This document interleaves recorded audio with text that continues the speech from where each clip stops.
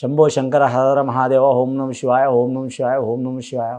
మాతా కనకదుర్గ తుయిద్దయ వనదేవతలు సమ్మక్క సారక్క తుయిద్దయ ఈశ్వర పరమేశ్వర ఓంకారేశ్వర విఘ్నేశ్వర వినాయక గణనాయక తుయిద్దయ రాజరాజేశ్వరి దేవత తుయిద్దయ కొల్లాపూర్ మహాలక్ష్మి తుయిద్దయ గాయత్రి మాత తుయిద్దయ తుల్జాపూర్ భవాని తుయిద్దయ బాసర సరస్వతి దేవత తుయిద్దయ.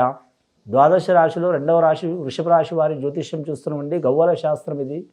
ఈ గవ్వల శాస్త్రాన్ని 3 సార్లు గవ్వలేసి వాటిని లెక్కబెట్టి చూస్తున్నామండి. ఎలా ఉందో చూద్దాం. గవ్వలు మొదటిసారి గవ్వలేసి వారి పేరు మీద, వృషభ రాశి వారి పేరు మీద.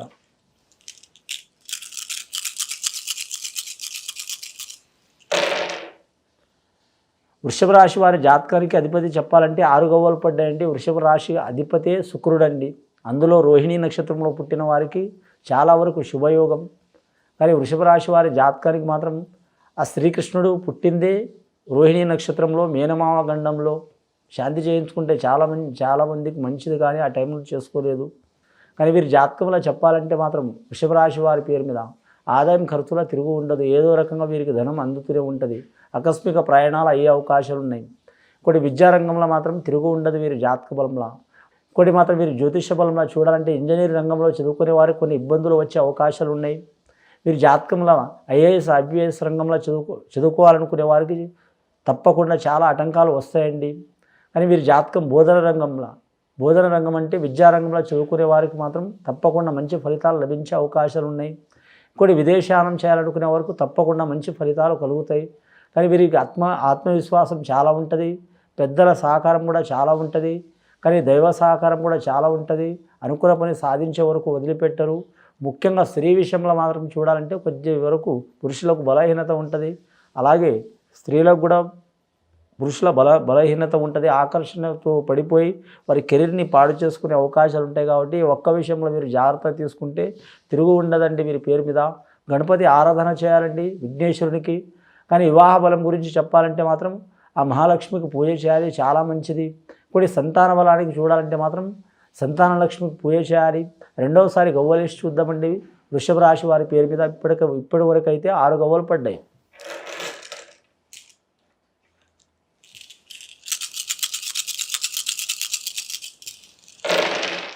రెండవసారి గవ్వలేస్తే 2 గవ్వలు పడ్డాయండి. చాలా శుభయోగం.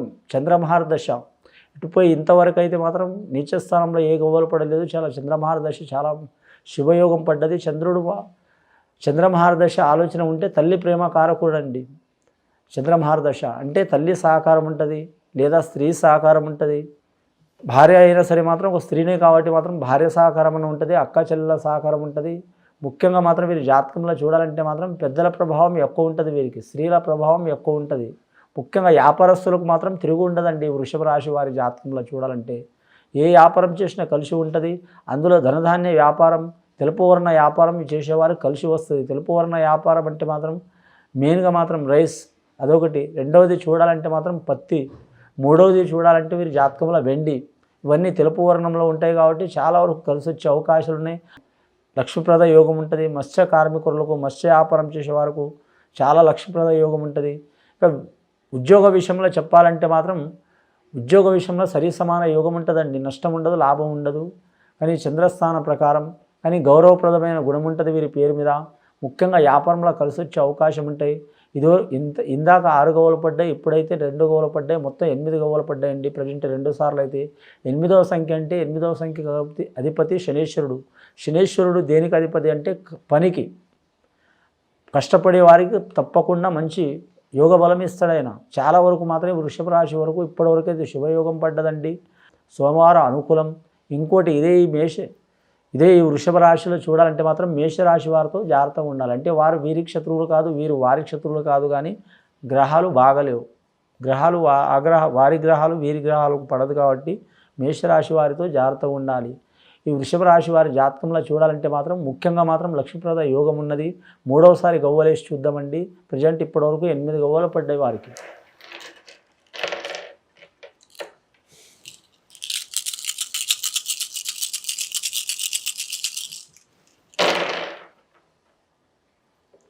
ఏడు గవ్వలు పడ్డాయండి. 7 గవ్వలు పడ్డాయి. బేసంఖ్య వీరి జాతకానికి శుక్రుడికి కేతువు 6వ సంఖ్య అంటే శుక్రుడు అండి. రెండవ సంఖ్య అంటే చంద్రుడు అండి. ఏడవ సంఖ్య అంటే కేతువు అండి. ఈ గ్రహాలకు ఎటువంటి దోషం లేదు. చంద్రుడికి మిత్రుడు కేతువు, అలాగే శుక్రుడికి మిత్రుడు చంద్రుడు.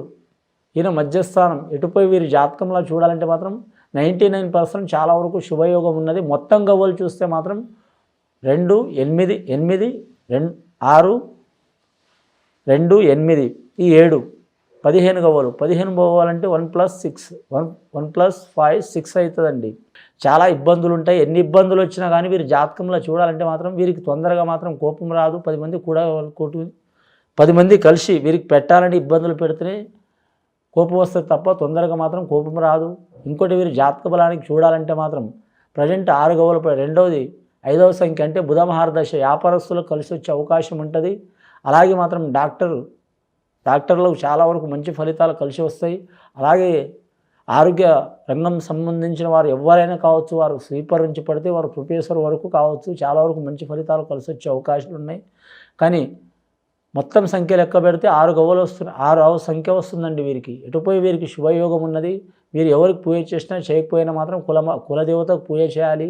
రెండవది శివుడికి పూజ చేయాలి. మూడవది మాత్రం విష్ణు మహాలక్ష్మికి పూజ చేయాలి.